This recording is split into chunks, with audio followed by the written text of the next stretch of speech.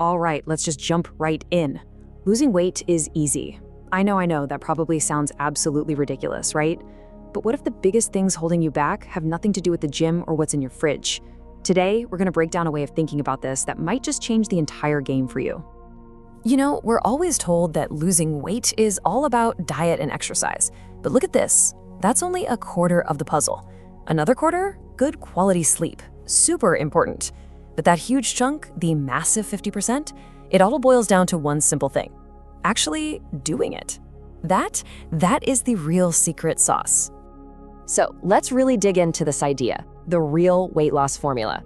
Because honestly, the hardest part isn't knowing what to do. We all kind of know that, don't we? It's the getting started and, more importantly, the staying consistent part that trips everyone up. Okay, so if consistency is the problem, how do we solve it? How do we make sure we actually follow through? Well, we're gonna use a simple 4-step plan that's literally designed to make it almost impossible to fail. Let's get into the practical stuff. You know that flash of motivation you get? That's inspiration. And the problem is, it disappears. It's fleeting. It might last a day if you're lucky. So the trick is to use that little spark of energy to build a real system. You go from feeling inspired to setting a real measurable goal, then you make a super detailed plan. But step 4, that's where the magic is. That's where you rig the entire game in your favor. And this is the core of that final step. It's not about having superhuman willpower. It's about making the healthy choice the easy choice. You know, like laying out your running clothes the night before. Or even better, just not buying the junk food in the first place. You're basically creating a path of least resistance that leads you right to your goal. So we have our strategy, right? But for it to really stick, you gotta understand the why behind it all. And that comes down to some really simple science, the calorie deficit. This is the engine. This is the core mechanic of all weight loss. That's it, right there. This is the entire engine that drives fat loss. It's not about good foods or bad foods. It's simply about energy balance. When you eat fewer calories than your body uses just to exist, to walk around, to breathe, it has to find that missing energy from somewhere. And guess where it looks? Yep, your stored body fat. And this chart really shows why it's so easy to overeat some foods. Just look at fat. 9 calories per gram. That's more than double the calories of protein or carbs. This is why things like oils, nuts, cheese, even healthy stuff, you've got to be mindful of them. A tiny amount can pack a massive caloric punch. So how do you even know if it's working? Here's the deal. Your weight on a daily basis will jump around like crazy because of water, food, all sorts of things. It's just noise. The key is to weigh yourself, sure, but only look at the week-to-week average. Is the trend going down? Perfect. And combine that with progress pictures, because sometimes you'll see changes before the scale shows them. And above all, you've got to be patient. Okay, but let's be real for a second. Tracking every single calorie you eat can be a total nightmare. The good news, you absolutely don't have to. Here's how you can succeed without all the counting, just by making smart choices that naturally put you in that deficit. This image says it all, doesn't it? This is the tracker-free method in a nutshell. For the same 200 calories, you could have a couple of Oreos and probably be hungry again in, 10 minutes?